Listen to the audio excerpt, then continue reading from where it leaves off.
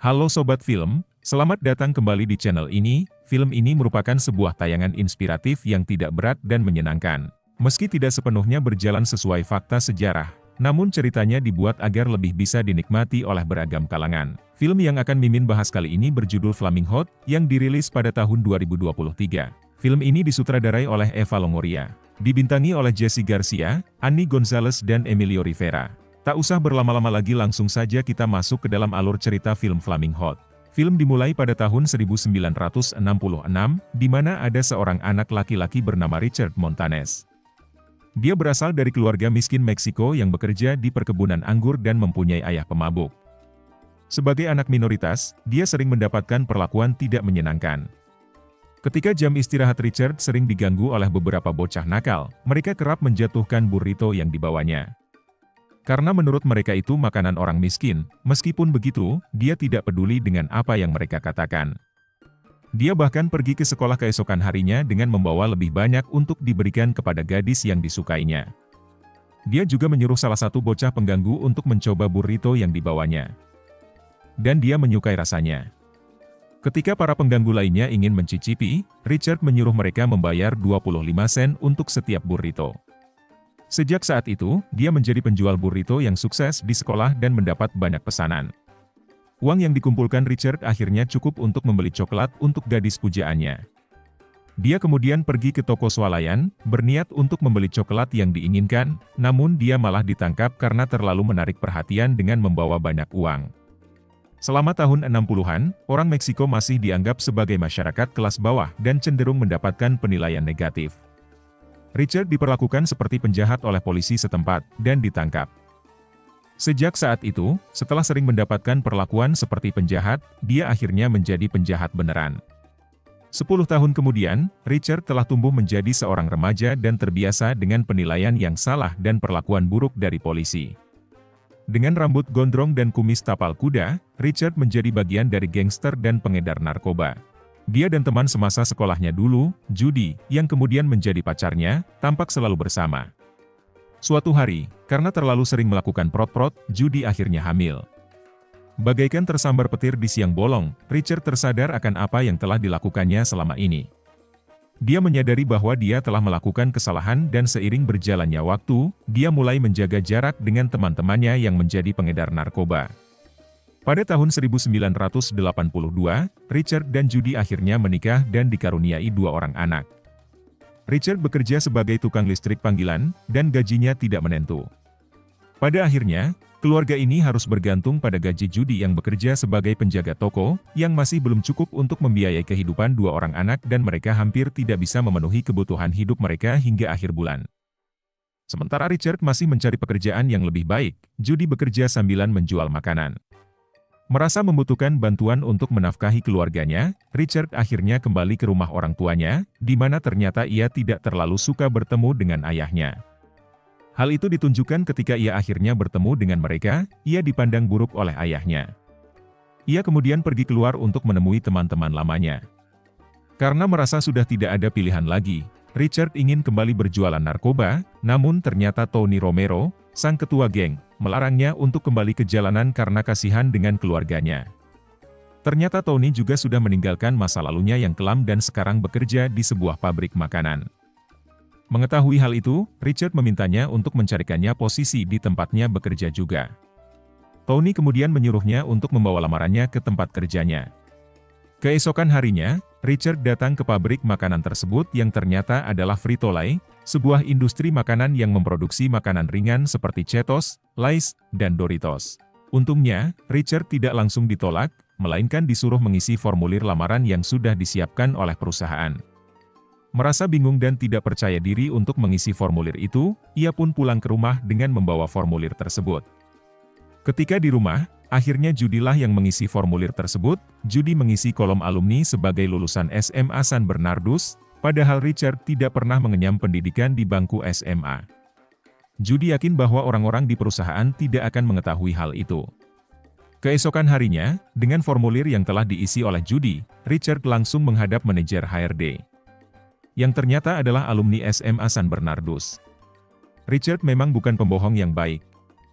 Akhirnya dia mengaku kalau isi formulir tersebut fiktif, Namun saat manajer tersebut akan pergi, Richard meminta kesempatan untuk bekerja di sana. Dia ingin membuktikan bahwa dirinya layak diterima di perusahaan itu. Pada akhirnya, manajer tersebut menerima Richard untuk bekerja, karena ia tahu bahwa para pekerja Meksiko merupakan pekerja keras, dan Richard dipekerjakan sebagai petugas kebersihan. Dengan penuh semangat, keesokan harinya, Richard mengenakan seragam kerja Frito-Lay yang diberikan perusahaan kepadanya. Sebagai seorang imigran seperti dirinya, bisa bekerja di perusahaan besar sudah menjadi kebanggaan tersendiri meskipun hanya sebagai petugas kebersihan. Dia kemudian diajak berkeliling pabrik, di mana dia melihat lautan keripik yang sedang diproduksi dan dikemas. Dia sangat antusias melihat fasilitas pabrik yang luar biasa, terutama karena dia sangat tertarik dengan mesin. Dia bekerja dengan tekun dan tidak pernah lupa untuk melihat mesin-mesin di pabrik, yang menurutnya sangat canggih dan modern. Suatu ketika, dia menanyakan hal itu kepada seorang operator mesin, yang malah menghinanya. Dia hampir saja marah tetapi dia menahan amarahnya, karena dia tahu bahwa dia membutuhkan pekerjaan itu dan tidak ingin menimbulkan masalah yang dapat membahayakan karirnya. Suatu saat, ketika Richard sedang bersih-bersih, dia bertemu seorang operator yang bernama Clarence Baker. Dia segera menunjukkan ketertarikannya pada mesin kepada Clarence, dan untungnya, Clarence menanggapi Richard. Clarence mengatakan bahwa ia mengetahui tentang mesin dari belajar secara otodidak. Richard pun semakin semangat untuk terus bertanya. Namun saat momen tersebut masih berlangsung, Tony kemudian datang dan menghentikan pembicaraan. Ia kemudian meminta maaf kepada Clarence atas sikap lancang temannya tersebut. Di kantin, Tony memberikan penjelasan kepada Richard bahwa karyawan rendahan seperti mereka, tidak seharusnya berbicara dengan karyawan kelas atas, jika ingin posisinya aman. Dan mengenai Clarence, dia adalah operator mesin terbaik di perusahaan, paling senior di antara yang lain. Namun hingga 15 tahun berkarir, dia tidak pernah dipromosikan menjadi manajer perencanaan, karena dia bukan dari golongan kulit putih. Mendengar hal ini, Richard semakin berniat untuk belajar dengan Clarence. Meskipun dia bersyukur dengan pekerjaannya sebagai petugas kebersihan, namun dia tidak berniat untuk bekerja sebagai petugas kebersihan selama sisa hidupnya. Dia memiliki impian yang tinggi untuk menjadi sukses seperti Roger Enrico, CEO PepsiCo, yang saat itu berhasil menyaingi Coca-Cola. Kebetulan perusahaan Frito-Lay saat itu masih berada di bawah naungan Pepsi. Richard kemudian memberikan imbalan berupa makanan khas Meksiko kepada Clarence. Hal itu dilakukan supaya dia bisa lebih dekat dengan Clarence, serta belajar darinya. Clarence pun sepertinya memahami maksud Richard, yang suatu saat ingin mendapatkan posisi yang lebih baik, sehingga ia mulai menjadikannya sebagai murid. Setiap hari, sambil bersih-bersih, Richard tidak pernah lupa bertanya tentang mekanik dan Clarence selalu memberikan jawaban. Kedua orang ini semakin lama semakin dekat, dan karena semangatnya untuk belajar, Richard rela datang lebih awal dan pulang lebih larut untuk mendapatkan les tambahan dari Clarence. Ketekunannya membuahkan hasil saat ia dianugerahi penghargaan sebagai karyawan terbaik bulan itu. Ternyata hidup tidak semulus yang diharapkan. Karena saat Opung menjadi Presiden Amerika Serikat, resesi ekonomi melanda negara tersebut. Dan alih-alih mendapat kenaikan pangkat, Richard justru harus bersyukur bahwa ia masih bisa bertahan, ketika Frito-Lay harus melakukan perampingan jumlah karyawan. Sewindu sudah Richard di perusahaan itu. Dia sebisa mungkin harus puas dengan pekerjaannya sebagai petugas kebersihan. Karena imigran Meksiko kelas bawah saat ini kesulitan untuk mencari pekerjaan. Karena kekurangan karyawan, Richard secara sukarela membantu pekerjaan divisi lain. Suatu hari, ketika ikut mendistribusikan barang, ia melihat bahwa pembeli produk mereka hanya orang kulit putih dengan rasa produk yang terbatas. Situasi perusahaan pada tahun itu semakin memburuk, karena penjualan menurun akibat resesi. Ditambah lagi persaingan dengan munculnya produk-produk baru dari perusahaan pesaing. Saking stresnya, Roger Enrico sampai panik dan membuat video motivasi yang ia berikan kepada setiap cabang perusahaan untuk ditayangkan kepada seluruh karyawan. Dalam video tersebut, Roger Enrico meminta karyawannya untuk bersabar dan memotivasi mereka untuk berpikir layaknya seorang CEO. Dan memberikan masukan kepada perusahaan. Di pabrik Frito-Lay cabang Rancho Cucamonga, hanya Richard yang menonton video tersebut. Kata-kata Roger Enrico sangat menggugah Richard. Kalimat yang menyatakan untuk menemukan peluang di balik kesulitan. Siang itu, Richard menjemput kedua putranya dari sekolah. Ia terkejut ketika melihat salah satu putranya babak belur. Ternyata, dia bertengkar dengan temannya setelah diejek karena orang Latin, sementara adiknya tidak peduli ejekan tersebut. Adiknya bangga memiliki darah Meksiko, karena ia sangat menyukai makanan Meksiko buatan ibunya, seperti taco, burrito, carne asada, dan lain-lain. Untuk menghibur anaknya, Richard mengajak mereka nongkrong di taman ngemil elote, jagung bakar ala Meksiko yang dilumuri bumbu pedas. Sang anak ternyata memang suka pedas. Saat itu juga, Richard baru menyadari bahwa sebagai orang Latin, mereka sangat menyukai makanan pedas. Elote telah memberinya inspirasi. Ketika pulang ke rumah, Richard menyampaikan sebuah ide yang membuat Judy bertanya-tanya. Dia berniat membuat sebuah sampel. Sebuah makanan ringan berbumbu pedas, yang tidak diragukan lagi akan dapat menyelamatkan perusahaannya serta pekerjaannya. Ia kemudian meminta istrinya untuk meracik bumbu tersebut. Keesokan harinya di pabrik, Richard menyampaikan idenya kepada Clarence. Ia yakin bahwa produk yang dibuatnya akan laku di pasaran, dan pada akhirnya akan menyelamatkan perusahaannya. Dan dia meminta izin untuk membawa pulang beberapa produk mentah untuk diracik di rumahnya. Dia ingin membuat sampel dan kemudian, meminta semua orang untuk mencicipinya langsung. Untuk membuat rasa yang otentik, Richard dan Judy pergi berbelanja rempah-rempah di sebuah warung kelontong. Mereka membeli semua jenis rempah-rempah untuk digunakan sebagai bahan percobaan. Richard, beberapa kali harus bolak-balik untuk membeli rempah-rempah yang dipesan oleh Judy. Setelah selesai, mereka menyuruh Stephen, putra bungsu mereka sebagai penguji makanan. Penelitian untuk membuat rasa pedas ini sebenarnya sudah dilakukan oleh tim riset dan pengembangan Frito-Lay, namun yang mereka racik adalah bahan kimia, semacam esens. Mereka tidak mencampurkan rasa lezat itu dengan rempah-rempah asli seperti yang dilakukan Richard dan Judy. Richard dan Judy melakukan percobaan berulang kali hingga akhirnya mereka menemukan kombinasi sempurna yang membuat Stephen ketagihan dengan rasa tersebut. Suatu hari, pabrik mereka melakukan PHK karyawan. Richard merasa sudah saatnya ia bertindak. Ia memberanikan diri untuk menyampaikan idenya kepada Lonnie, sang manajer perencanaan, dan memintanya untuk menghubungi Roger Enrico. Lonnie langsung menolak, dengan mengatakan bahwa tidak akan ada kesempatan bagi seorang CEO untuk mendengar ide dari seorang petugas kebersihan seperti dirinya. Dia kesal karena merasa diremehkan. Akhirnya, Richard bertindak sendiri. Malam itu, saat yang lain sedang dalam perjalanan pulang, dia menyelinap ke kantor manajer dan menyalin nomor telepon CEO perusahaan mereka. Dan keesokan harinya, dia diam-diam menelepon kantor CEO. Para staf terkejut mengetahui seorang pekerja rendahan menelepon langsung ke kantor CEO. Karena mengetahui situasi perusahaan, dan setelah mengetahui maksud Richard, seorang staf segera meneruskan telepon tersebut ke Roger Enrico. Saat berbicara dengan CEO, Richard menjelaskan secara gamblang, mengatakan bahwa dia adalah orang Meksiko, dan seperti orang Meksiko lainnya, mereka sangat suka makan makanan ringan. Tetapi mereka selalu menambahkannya dengan saus pedas, menjelaskan bahwa orang Meksiko sangat menyukai makanan pedas. Dia kemudian mengatakan bahwa dia telah membuat bumbu sendiri yang dapat ditaburkan pada produk mereka. Ketika Roger mengetahui bahwa Richard termotivasi setelah menonton videonya, Roger menjadi tertarik dengan ide Richard, dan memutuskan untuk mencoba sampelnya. Dan ketika ia menerima sampelnya, meskipun sangat pedas, rasanya benar-benar membuat ketagihan. Singkat cerita, Roger menelepon Richard dan mengatakan bahwa dia sangat tertarik dengan inisiatifnya. Dalam 2 minggu berikutnya, Roger akan mengunjungi pabrik Frito-Lay di Rancho Cucamonga. Ia berharap dapat mendengar lebih banyak ide dari Richard. Kedatangan bos besar untuk mendengarkan ide dari seorang karyawan rendahan segera menimbulkan kegemparan di antara para pejabat di pabrik Frito-Lay. Di lokasi kerjanya sendiri, bahkan sang manajer memarahinya karena dianggap melanggar hierarki komando. Tidaklah tepat bagi Richard untuk berbicara langsung dengan CEO, terutama tentang ide rasa baru.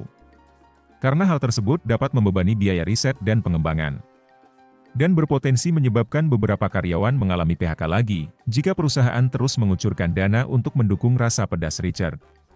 Akhirnya, Richard menjadi gelisah. Ia takut akan dimintai pertanggungjawaban jika terjadi PHK lagi di perusahaannya. Ia bahkan berniat untuk melarang CEO datang ke pabrik mereka. Namun untungnya, ia memiliki istri Judy yang selalu memastikannya untuk tidak mudah menyerah. Judy memberikan pandangan bahwa reaksi manajer rencana tersebut hanyalah sebuah ekspresi kesombongan belaka.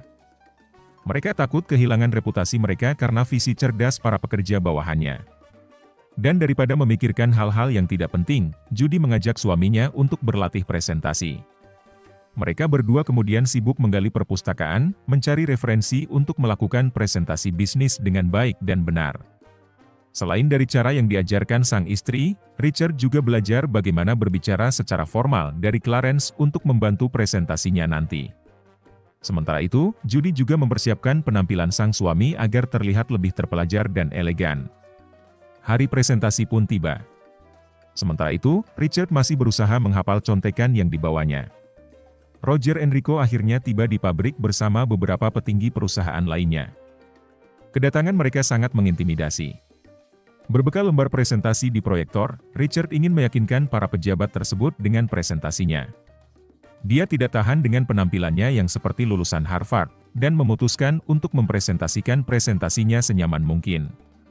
Richard tampil dengan terus terang dan terbuka, mengatakan bahwa dari sudut pandang konsumen Latino, dia mengatakan bahwa daftar produk mereka terlalu membosankan. Sebagai orang Latin yang terbiasa dengan makanan yang penuh rempah-rempah, dia merindukan makanan ringan yang kaya rasa. Dia ingin membuka mata para pejabat bahwa selama ini, pasar Latino sebenarnya sangat besar di Amerika. Tetapi mereka masih belum meliriknya. Ia tidak peduli dengan cemoohan seorang eksekutif yang meremehkannya, karena ia tidak mengerti istilah marketing. Dia hanya ingin mewakili orang Latin yang ingin seleranya terwakili dalam sebuah produk. Semua itu sudah cukup bagi Roger Enrico untuk dapat melihat visi Richard. Memang, Richard tidak mengerti istilah tren pasar, tetapi dia sangat berorientasi pada orang, dan pada faktor orang itulah Roger Enrico berinvestasi. Dia memutuskan untuk memberikan kesempatan bagi ide-ide dari petugas kebersihan. Perusahaan kemudian memutuskan untuk melakukan tes pasar sebanyak 5.000 bungkus varian baru di pasaran. Varian baru Cheetos ini diberi nama Flaming Hot Cheetos. Sayangnya, setelah cukup lama dipajang di rak-rak supermarket, ternyata varian baru ini tidak banyak disentuh konsumen. James Finley, sang eksekutif perusahaan, memutuskan untuk menghentikan eksperimen tersebut. Tentu saja Richard dan Lonnie, sebagai perwakilan dari pabrik cabang melakukan protes. Lonnie meminta untuk memberikan kesempatan lagi hingga 1 minggu ke depan. Berada di titik kritis ini, Richard mulai meragukan dirinya sendiri serta berpikir, bahwa tidak seharusnya seorang petugas kebersihan menangani keputusan penting seperti itu pada perusahaan. Untungnya, orang baik seperti Richard memiliki banyak teman yang terus mendukungnya. Clarence kemudian memberinya dukungan yang ia butuhkan. Memintanya untuk melupakan rasa gengsinya dan terus pantang menyerah. Di rumah, Richard memikirkan jalan keluar untuk mengatasi masalah ini, lagi-lagi dari anaknya. Dia mendapat inspirasi. Putranya mengatakan bahwa dia tidak pernah melihat iklan Flaming Hot Cheetos, jadi keesokan harinya, Richard mengunjungi rumah Tony dan geng lamanya. Dia berjanji untuk mengembalikan pekerjaan lama Tony, asalkan Tony mau membantunya. Kemudian, ditemani oleh Tony dan gengnya, Richard datang ke pabrik. Dia naik ke salah satu mesin dan kemudian berpidato. Ia mengatakan kepada semua pekerja bahwa Flaming Hot Cheetos yang dibuat oleh cabang mereka akan segera dihentikan oleh perusahaan. Untuk itu, Richard ingin meminta bantuan dari semua orang. Ia sangat yakin bahwa penjualan Flaming Hot Cheetos yang lesu adalah karena orang-orang tidak mengetahuinya.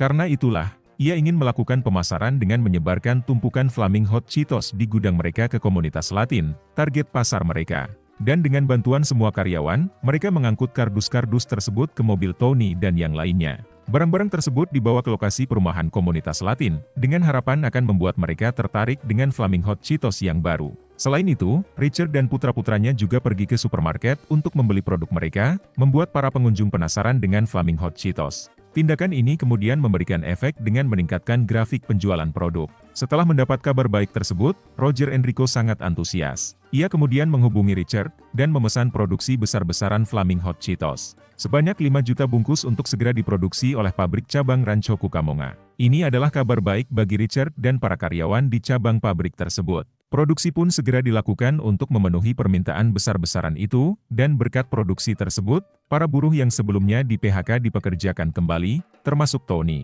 Flaming Hot Cheetos akhirnya kembali beredar di pasaran. Setelah 6 bulan, kondisi perusahaan kembali stabil dan bahkan bisa kembali normal seperti sebelum resesi, berkat Flaming Hot Cheetos. Clarence akhirnya dipromosikan sebagai plant manager yang baru setelah menunggu selama 20 tahun. Namun sayang bagi Richard yang berharap dipromosikan sebagai operator mesin, ternyata masih belum menerima kabar gembira tersebut. Namun ternyata, pada hari itu juga, Roger Enrico sendiri secara diam-diam berkunjung ke cabang tersebut. Ia kemudian bertemu dengan Richard dan memberikan kejutan berupa promosi jabatan. Tidak hanya sekedar posisi operator mesin, Roger mempromosikan Richard menjadi direktur pemasaran lintas budaya. Roger ingin Richard mengembangkan lebih banyak varian rasa baru dari Cheetos, dengan kearifan cita rasa lokal. Semua karyawan sangat menghargai kontribusi Richard kepada perusahaan. Judy terkejut mendengar kabar bahwa suaminya langsung dipromosikan menjadi direktur. Sejak saat itu, Richard terus berkarya dan menghasilkan inovasi-inovasi lain, yang membuat produk Frito-Lay semakin diminati oleh para pencinta makanan ringan. Ia dijuluki sebagai bapak pemasaran Latin di kalangan eksekutif tinggi perusahaan PepsiCo Frito-Lay dan kemudian pensiun pada tahun 2019 dengan meninggalkan warisan Flaming Hot Cheetos yang melegenda.